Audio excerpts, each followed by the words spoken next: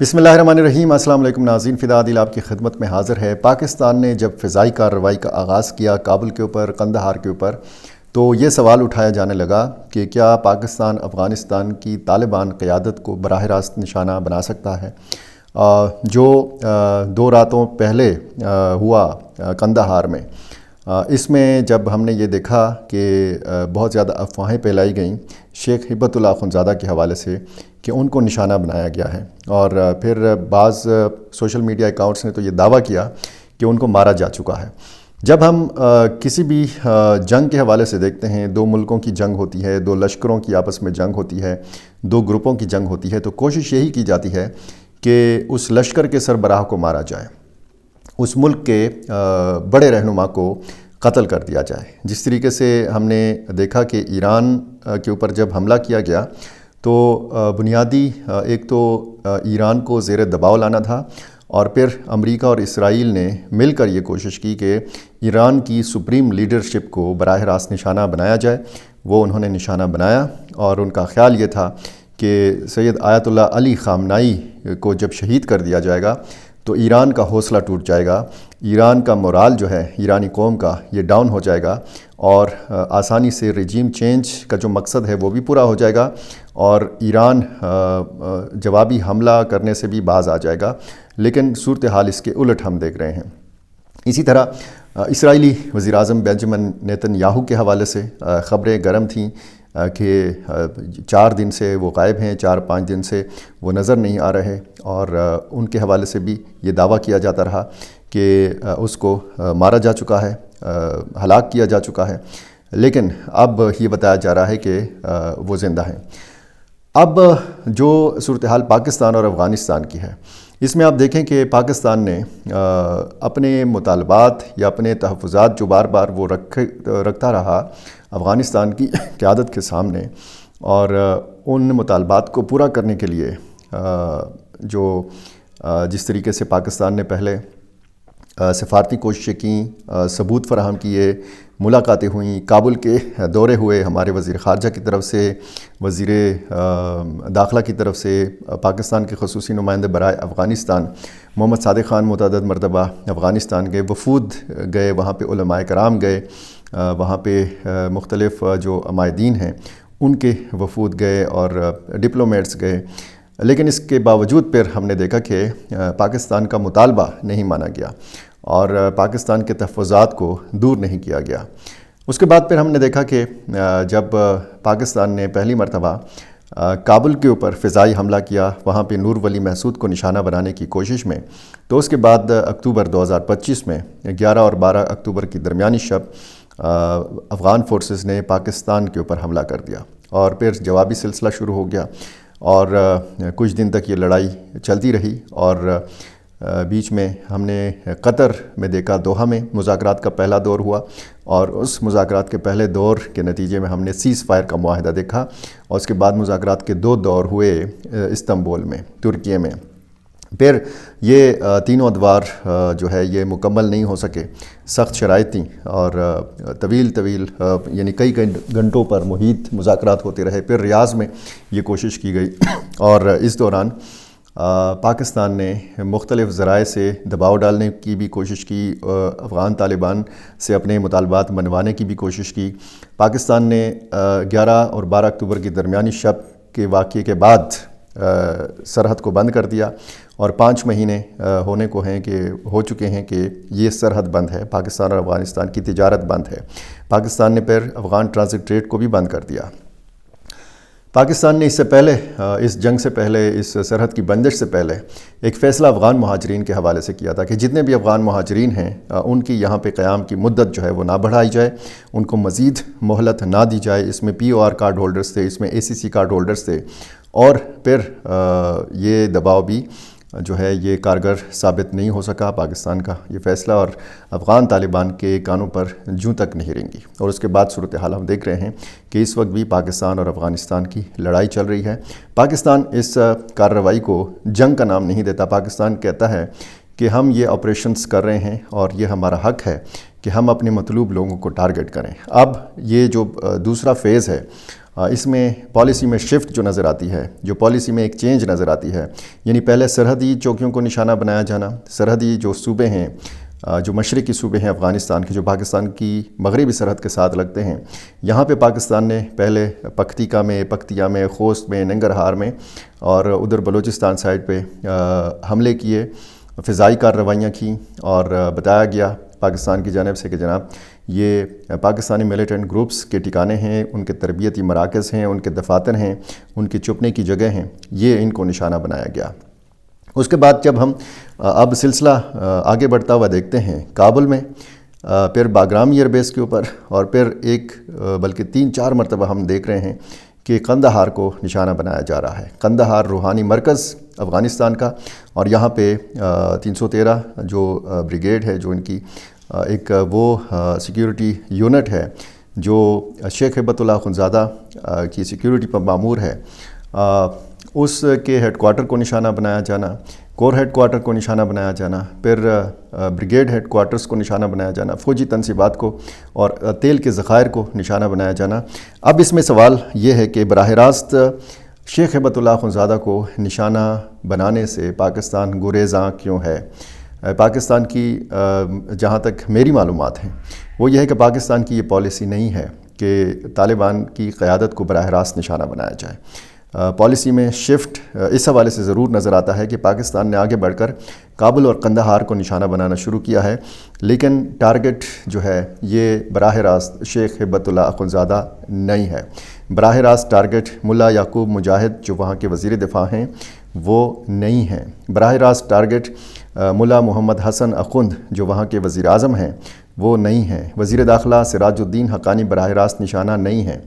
اسی طرح وزیر خارجہ امیر خان متقی براہ راست ٹارگٹ نہیں ہیں۔ باقی جو جتنے بھی عہدیدار ہیں،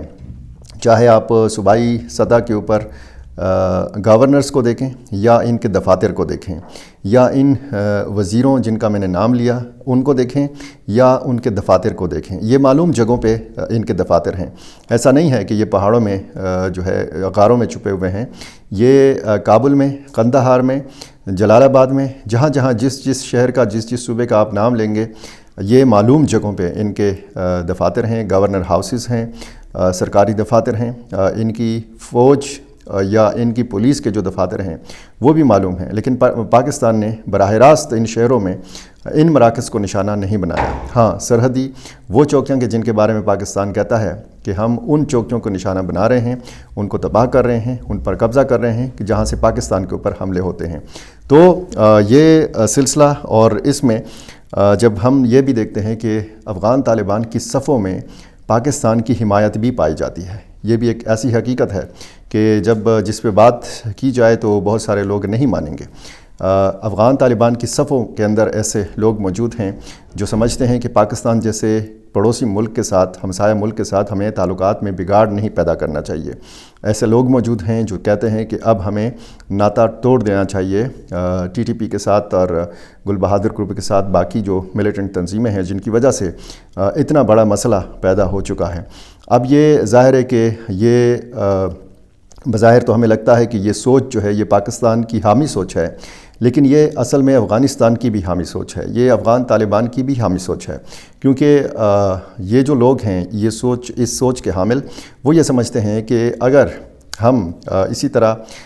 ہاتھوں میں ہاتھ دیے رکھیں گے، شانہ بشانہ ہوں گے پاکستانی ملیٹنٹ گروپس کے ساتھ، اور یہ تاثر ہوگا کہ ہم ان کی سہولت کاری کر رہے ہیں یا ان کو چھپنے کی جگہ فراہم کر رہے ہیں یا ان کو پاکستان کے اندر حملوں کا جواز فراہم کر رہے ہیں، تو پھر ظاہر ہے کہ یہ جو موجودہ صورتحال ہے یہ افغان طالبان کے حق میں بھی نہیں ہے، یہ افغانستان کے حق میں بھی نہیں ہے، یہ افغان عوام کے بھی حق میں نہیں ہے۔ یہ اس سوچ کی بات میں آپ کو بتا رہا ہوں اور پوری ذمہ داری کے ساتھ بتا رہا ہوں۔ ایسے لوگ بھی حقیقت یہ ہے کہ موجود ہیں افغان طالبان کی صفوں میں کہ جو پاکستان کے ساتھ بہت زیادہ یعنی پسند نہیں کرتے پاکستان کو. پاکستان کے ساتھ جو موجودہ ایک دشمنی والا ماحول ہے یہ اس سے مطمئن ہے. ایسے بھی لوگ موجود ہیں. یہ لوگ جو ہیں یہ کہتے ہیں کہ جو پاکستانی ملیٹنٹ گروپس ہیں یہ ہمارا تصویراتی اثاثہ ہیں. جس طرح ماضی میں افغان طالبان کے حوالے سے یہ کہا جاتا تھا کہ جی یہ اسٹریٹجک ایسٹس ہیں پاکستان کے افغان طالبان, اسی طرح ٹی ٹی پی کو, باقی تنظیموں کو افغان طالبان کے اندر کچھ لوگ یہ سمجھتے ہیں کہ یہ وہ ہمارا اثاثہ ہیں کہ جن کی وجہ سے ہم آگے بڑھیں گے اور جن کی وجہ سے ہمیں کوئی کچھ کہہ نہیں سکے گا. بہرحال یہ صورتحال جو ہے یہ خاصی ایک تشویشناک ہے پاکستان اور افغانستان کے بیچ میں. براہ راست نشانہ افغان طالبان کی قیادت کو اگر نہیں بنایا جا رہا اور اگر پاکستان کی یہ پالیسی ہے تو ظاہر ہے کہ یہ پاکستان کے مفاد میں بھی یہی پالیسی ہے. اب آپ اندازہ لگائیں, آپ ذرا اندازہ لگائیں کہ اگر شیخ ہبت اللہ اخندزادہ کو براہ راست نشانہ بنا دیا جاتا ہے, پھر وہاں ان کی جگہ کون لے گا؟ پھر افغان طالبان کے اندر جو مختلف گروپس موجود ہیں وہاں سے کسی کو پروموٹ کیا جائے گا, کسی کی حمایت کی جائے گی, ان کو آگے لایا جائے گا اور پھر ایک خانہ جنگی کی صورتحال. اور افغانستان کے اندر خانہ جنگی جو ہے یہ بھی کسی بھی طور پاکستان کے مفاد میں نہیں ہے. لاکھوں افغان مہاجرین اس وقت بھی پاکستان کے اندر موجود ہیں اور جو موجودہ افغانستان کے اندر جو لوگ موجود ہیں وہ بھی پھر رخ کر سکتے ہیں ایک بار پھر پاکستان کی طرف. ایران پر آلریڈی جنگ مسلط ہے, وہاں وہ جا نہیں سکتے. چین ان کو ایک بھی افغان کو اپنے اندر, اپنے ملک کے اندر داخلے کی اجازت نہیں دے گا. تاجکستان کو آلریڈی مسائل ہیں. ترکمانستان اور باقی جو ریاستیں ہیں جن ممالک کی سرحدیں لگتی ہیں افغانستان کے ساتھ, وہاں پہ کوئی افغان نہیں جائے گا. افغانستان کے لوگ اگر دوبارہ ہجرت پر خدا نخواستہ مجبور ہوں گے تو وہ پاکستان کی طرف جائیں گے, پاکستان کی طرف دیکھیں گے. اور یہ وہ ساری صورتحال ہے کہ جس کے حوالے سے میری معلومات کے مطابق جو پاکستانی حکومت ہے, جو پاکستانی ملٹری اسٹیبلشمنٹ ہے, اس کے اندر یہ سوچ پائی جاتی ہے کہ پریشر ٹیکٹکس جو ہیں ان کا مسلسل استعمال کرنا ہے, لیکن براہ راست افغان طالبان کی قیادت کو نشانہ نہیں بنانا, شیخ ہبت اللہ اخندزادہ کو نشانہ نہیں بنانا, کسی افغان وزیر کو نشانہ نہیں بنانا, کیونکہ یہ ظاہر ہے کہ پاکستان اگر مطالبہ رکھ رہا ہے تو افغان طالبان کے سامنے رکھ رہا ہے. اگر وہ سدھارنا چاہتا ہے, اگر وہ اس معاملے کو جو ہے وہ نارمل کرنا چاہتا ہے, بحال کرنا چاہتا ہے پاکستان اپنے تعلقات کو افغانستان کے ساتھ, تو اس کا ظاہر ہے کہ بڑا واضح انداز میں ایک ہی بات وہ بار بار کرتا ہے کہ ہمارا لینا دینا نہیں ہے افغانستان میں رجیم چینج کے ساتھ. ہم اگر وہاں پہ افغان حکومت نے تبدیل ہونا ہے تو یہ افغان عوام کا فیصلہ ہوگا, اور ہمیں صرف مطلب یہ ہے کہ پاکستان کے اندر حملے نہ ہوں. جو افغانستان کی سرزمین کا استعمال ہے پاکستان کے خلاف یہ نہ ہو, ان کو ملیٹنٹ گروپس کو روکا جائے, ان کو ادھر ہی سنبھالا جائے, لوکیٹ کیا جائے, ایک جگہ سے دوسری یعنی مشرقی صوبوں سے ان کو منتقل کیا جائے, ان سے اسلحہ لے لیا جائے یا ان کو پاکستان کے حوالے کر دیا جائے. پاکستان کا یہ مسئلہ اگر حل ہو جاتا ہے تو پھر یہی افغان طالبان ہوں گے, یہی ان کا اقتدار ہوگا, اور پھر پاکستان ہوگا اور یہی افغان طالبان ہوں گے. مذاکرات کی میز ہوگی, ایک دوسرے کے ساتھ بات چیت ہوگی, نرم یا سخت شرائط کا تبادلہ ہوگا, اور پھر آپ دیکھیں گے کہ ایک نہ ایک دن معاہدہ ہوگا, اور پھر صورتحال پر ہماری بھی اور آپ کی نظر رہے گی. تو اس معاملے پر بات کرنا ضروری تھا. میں نے سوچا کہ یہ معاملہ کلیئر کر کے دیتے ہیں کہ براہ راست پاکستان افغان طالبان کی قیادت کو نشانہ کیوں نہیں بنا رہا, اور آنے والے دنوں میں مزید اگر پالیسی میں کوئی چینج آتا ہے تو اس پہ بھی بات کر سکتے ہیں. یہاں تک یعنی اس ویڈیو جب یہ ریکارڈ ہو رہی ہے تو یہاں تک جو پالیسی ہے پاکستان کی فوج کی, تو وہ یہی ہے جو میں نے آپ کے سامنے رکھی ہے. پاک افغان سرحدی جو صورتحال ہے, آج باجوڑ میں ایک ٹماٹر گولہ ایک مکان پر گرا, 4 سگے بھائی اس میں شہید ہو گئے. یہ تو تازہ ترین صورتحال تھی. کچھ سرحدی مقامات جو ہیں حساس بھی ہیں. آج کی رات میں پھر یہ خبر آ سکتی ہے کہ فلاں سرحدی مقام سے پاکستان اور افغانستان کی جو سرحدی مقامات ہیں یہاں سے پھر جھڑپوں کی اطلاعات سامنے آ سکتی ہیں. میں نے پچھلی ویڈیو میں آپ کو بتایا تھا کہ لکی مروت کی سڑکیں بند ہیں, اور وہ عصر اور مغرب کے بیچ کا وقت تھا. مغرب کے بعد یعنی افطاری کے وقت جب وہاں پہ جو مظاہرین ہیں جن میں پولیس امن کمیٹی کے لوگ ہیں, پولیس اہلکاروں نے لکی مروت کی تمام خارجی اور داخلی جو راستے تھے وہ بند کر رکھے تھے. بالکل یہ بند کیا ہوا تھا لکی مروت کو. پھر افطاری کے وقت انہوں نے اعلان کیا کہ جی ہم عارضی طور پر سڑکوں کو کھول رہے ہیں، اور یہ احتجاج 3 دن سے جاری تھا۔ اور یہ کیوں تھا وہ بھی میں آپ کو بتا چکا ہوں کہ جمعے کو پولیس کی گاڑی پر حملہ کیا گیا تھا۔ آئی ای ڈی بلاسٹ کے نتیجے میں ایس ایچ او سمیت 7 پولیس اہلکار اس میں شہید ہو گئے تھے۔ اور یہ ایک طرف سے کہا جا رہا ہے کہ جی آر پی او محمد سجاد خان نے کوششیں کی سڑکیں کھلوانے کے حوالے سے، اور پولیس کے لوگ کچھ کہہ رہے ہیں کہ ہم نے کسی سے مذاکرات نہیں کیے، اور سڑکوں کو مسافروں کی درخواست پر کھول دیا گیا ہے۔ یہ کہا گیا ہے خالد خان جو سربراہ ہیں اس امن کمیٹی کے، اور انہوں نے یہ کہا ہے کہ